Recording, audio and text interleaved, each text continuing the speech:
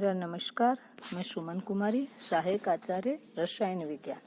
आज अपन पढ़ेंगे stability of the nucleus. Nucleus की स्टेबिलिटी। अपन जानते हैं कि नाभिक का जो आकार है वो परमाणु के आकार की तुलना में बहुत छोटा होता है।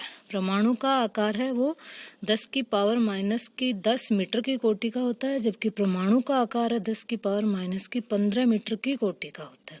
और उस छोटे से आकार वाले नाभिक में परमाणु के सभी बाहरी और धन आवेशित कण, बाहरी का मतलब न्यूट्रॉन और धन आवेशित कण प्रोटॉन है वो नाभिक में ही पाए जाते हैं।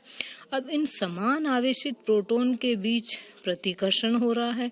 बाहरी जो कण हैं उनके बावजूद भी नाभिक स्थायी होता है। इसके स्थायित्व को समझाने के लिए कई प्रकार के मॉडल दिए गए हैं, तो उनकी चर्चा अपने को करनी है। पहला मॉडल है liquid drop model of the nucleus. Nucleus का द्रव बूंद प्रयोग, liquid drop model of the nucleus. ये मॉडल किसने दिया था? नील्स बोर ने दिया था, जिन्होंने परमाणु मॉडल दिया था। परमाणु की संरचना को समझाने के लिए परमाणु मॉडल दिया था। उन्हीं नील्स बोर के द्वारा द्रव बूंद प्रयोग नाभिक के स्थायित्व को समझाने के लिए दिया गया। डच वैज्ञानिक नील्स बोर के द्वारा नाभिक के स्टेबिलिटी है उसको समझाने के लिए लिक्विड ड्रॉप मॉडल दिया गया, और इस मॉडल में उन्होंने परमाणु के नाभिक की तुलना एक द्रव्य की बूंद से की। जैसे कि द्रव्य की बूंद है वो स्थायी होती है। क्यों होती है? क्योंकि एक द्रव्य है, उसकी बूंद पृष्ठ तनाव के कारण उसका आकार निश्चित गोल आकार होता है और स्थायी होती है। द्रव्य की बूंद के अंदर जो पाए जाने वाले बीच वाले कण हैं वो चारों तरफ से समान आकर्षण बल महसूस करते हैं, जबकि किनारों पे सतह पर स्थित कण हैं वो उनके बाहर की तरफ कोई कण न होने के कारण वे केवल सिर्फ अंदर की ओर से आकर्षण बल महसूस करते हैं। और वो जो आकर्षण बल है वो क्या कहलाता है? पृष्ठ तनाव उत्पन्न करता है, यानी उनके पृष्ठ पे क्या करता है? तनाव उत्पन्न करता है। और ये बूंद के आकार को गोल बनाए रखता है। लेकिन जैसे ही द्रव्य की बूंद थोड़ी बड़ी हो जाती है तो उसके पृष्ठ तनाव में वृद्धि से वह बूंद क्या हो जाती है? लंबी होने लगती है, और थोड़ा सा बल लगते ही वह बूंद टूट जाती है, जिससे छोटी गोल बूंद बन जाती है और जिनका पृष्ठ तनाव क्या होता है? न्यूनतम होता है। ठीक उसी प्रकार नाभिक भी एक गोल द्रव्य की बूंद रूप में होता है, जिसके कण यानी जो न्यूक्लियॉन है वो पाई मैसोन के अंतर परिवर्तन से उत्पन्न जो लघु अक्षेत्र बल है उसके द्वारा बंधे रहते हैं। पृष्ठ तनाव प्रभाव के कारण छोटे नाभिक गोल ही बने रहते हैं, लेकिन जब नाभिक का आकार द्रव्यमान अर्थात द्रव्यमान में जब वृद्धि होती है तो उनमें आकर्षण बल की तुलना में प्रतिकर्षण बल है वो बढ़ जाता है, और प्रतिकर्षण बल को न्यूनतम करने के लिए नाभिक का आकार विकृत होकर गोल के स्थान पर कैसा हो जाता है? लंबा हो जाता है। और जब इस पर थोड़ा सा भी बल लगता है तो वो टूट जाता है। और यही कारण है कि यूरेनियम के नाभिक से न्यूट्रॉन के टकराने पर, जैसे ही यूरेनियम के नाभिक से कोई न्यूट्रॉन टकराता है, थोड़ा सा बल लगते ही वो विघटित होकर के दो छोटे और स्थायी गोलाकार नाभिकों में बदल जाता है। इसे क्या कहते हैं? न्यूक्लियर फ्यूजन कहते हैं।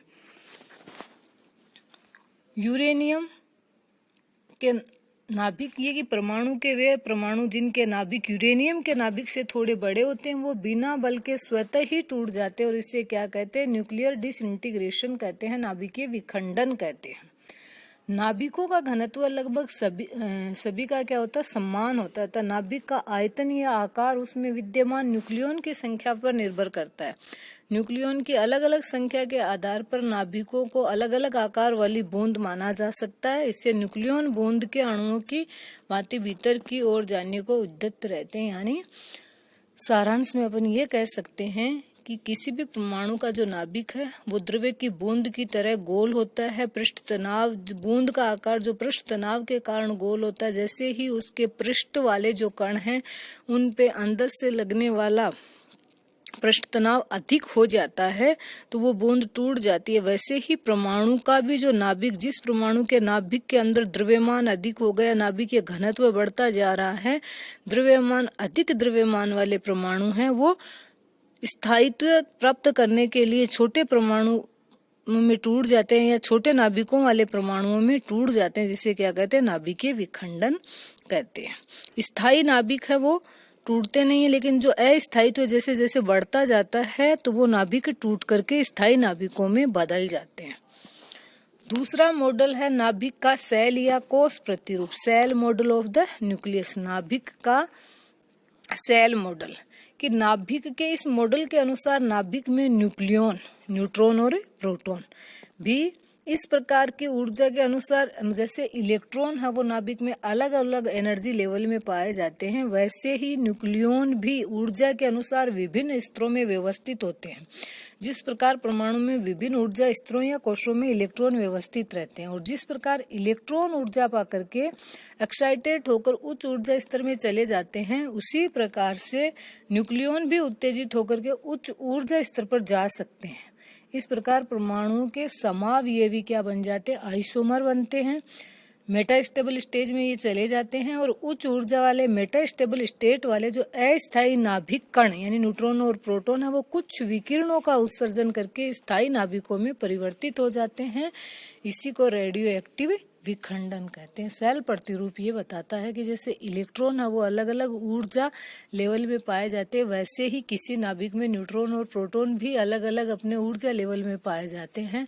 अधिक ऊर्जा वाले न्यूक्लियन हैं वो विकिरण का उत्सर्जन करके कम ऊर्जा वाले न्यूक्लियन में कन्वर्ट हो जाते हैं, यानी अपने आइसोमर में बदल जाते हैं। इस प्रतिरूप के अनुसार प्रोटॉन और न्यूट्रॉन के कुछ विशिष्ट कॉम्बिनेशन हैं, वो भी एक्स्ट्रा स्टेबिलिटी के लिए क्या होते हैं, उत्तरदायी होते हैं।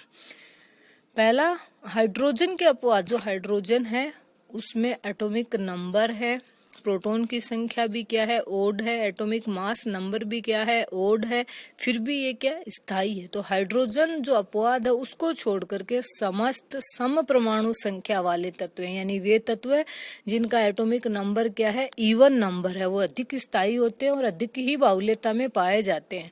जबकि उनके निकटवर्ती विषम परमाणु संख्या वाले तत्व वे तत्व जिनमें एटॉमिक नंबर, जिनका एटॉमिक नंबर या प्रोटॉन की संख्या क्या है, विषम है, वो कम स्थायी होते हैं और कम बाहुल्यता में ही पाए जाते हैं। इसे क्या कहते हैं, हार्किन का नियम। हार्किन ने ये बताया कि वे तत्व जिनमें एटॉमिक नंबर या जिनमें प्रोटॉन की संख्या वो सम होती है, वो बाहुल्यता में पाए जाते हैं, जबकि उनके पास स्थित दूसरे तत्व जिनका एटॉमिक नंबर है वो ओड होता है, वो इवन वालों की तुलना में कम बाहुल्यता में पाए जाते हैं।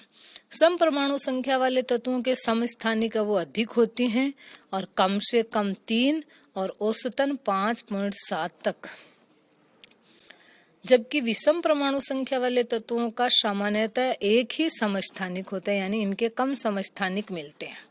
नाभिक में विद्यमान न्यूट्रॉन और प्रोटॉन की प्रवृत्ति इस प्रकार की होती है कि वो सम संख्या में ही हो, इसलिए सम संख्या में न्यूट्रॉन और प्रोटॉन की संख्या वाले नाभिकों के स्थायी जो स्थायित्व है या उनके स्थायी जो समस्थानिक है उनकी संख्या अधिक होती है। किससे, विषम संख्या में न्यूट्रॉन और प्रोटॉन की संख्या वाले नाभिकों से। इन्होंने बताया कि ऐसे नाभिक जिनमें न्यूट्रॉन भी सम है, प्रोटॉन भी सम है, ऐसे स्थायी समस्थानिकों की संख्या कितनी है, 164। 280 जो स्थायी समस्थानिक हैं, अपन ने पढ़ा था कि अब तक लगभग 1000 समस्थानिकों की खोज की जा चुकी है, जिनमें से 320 है वो प्राकृतिक है, उन प्राकृतिक में से भी 280 स्थायी है और 40 क्या है, रेडियो एक्टिव है। तो सम वाले कॉम्बिनेशन वाले समस्थानिक जिनमें न्यूट्रॉन और प्रोटॉन दोनों सम है वो 164 हैं, जिनमें प्रोटॉन की संख्या सम है लेकिन न्यूट्रॉन की क्या विषम है वो 55 हैं, जिनमें प्रोटॉन की संख्या विषम है और न्यूट्रॉन की सम है वो लगभग दोनों सेम से बराबर सेम ही संख्या में है, ये 50 और ये 55, और दोनों ही विषम है, उनकी बाहुल्यता क्या बहुत कम है। ऐसे 4 ही समस्थानिक है।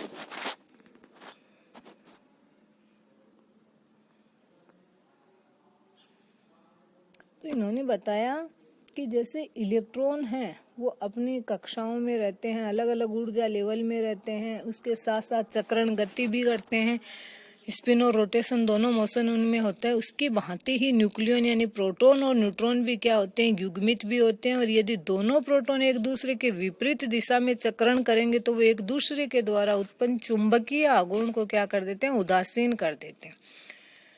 न्यूक्लियन के नाभिक में उसी प्रकार की कोशीय व्यवस्था होती है जैसे इलेक्ट्रॉन के परमाणु में होती है। न्यूक्लियन इलेक्ट्रॉन की ही भांति कक्षीय व चक्रण दोनों प्रकार की गति करते हैं, और जब ये चक्रण होता है तो कुछ बंधन ऊर्जा मुक्त होती है जिससे नाभिक को स्थायित्व मिलता है। यद्यपि ये ऊर्जा उतनी नहीं होती जितनी स्थायी नाभिक होता है। जितना स्थायी नाभिक होता है तो नाभिक में ऊर्जा का कोई अन्य स्रोत भी होना चाहिए। ये किसने बताया? सेल मॉडल में बताया गया है। अब दूसरा है मैजिक नंबर, कि कुछ नाभिक हैं वो बहुत ज्यादा स्थायी होते हैं जो पूर्ण भरे हुए कोषों के कारण होते हैं, और वे नाभिक यानी वे नाभिक जिनमें मैजिक नंबर में न्यूट्रॉन और प्रोटॉन पाए जाते हैं वो बहुत ज्यादा स्थायी होते हैं। और ये मैजिक नंबर कौन कौन से हैं? 2, 8, 20, 28, 50, 82 और 126।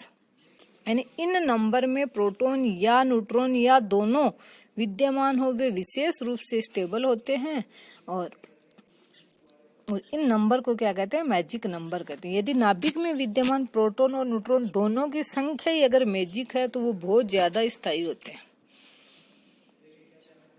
जैसे लेड है जिसमें मैजिक नंबर में 82 प्रोटॉन है और 126 क्या है? न्यूट्रॉन है। नाभिक का जो सेल मॉडल है उसके आधार पर नाभिकों के द्वारा गामा किरणों के उत्सर्जन की व्याख्या आसानी से हो सकती है। यदि नाभिक के न्यूक्लियन उच्च ऊर्जा अवस्था से निम्न ऊर्जा अवस्था में गिरते हैं तो वो गामा किरणों के रूप में ऊर्जा मुक्त करते हैं। कि नाभिक का जो सेल मॉडल है वो ये आसानी से समझा सकता है, क्योंकि सेल मॉडल के अनुसार न्यूक्लियन भी अलग अलग एनर्जी लेवल्स में पाए जाते हैं, और जब ये उच्च ऊर्जा वाले न्यूक्लियन निम्न ऊर्जा स्तर में आते हैं तो गामा विकिरण के रूप में ऊर्जा का उत्सर्जन करते हैं।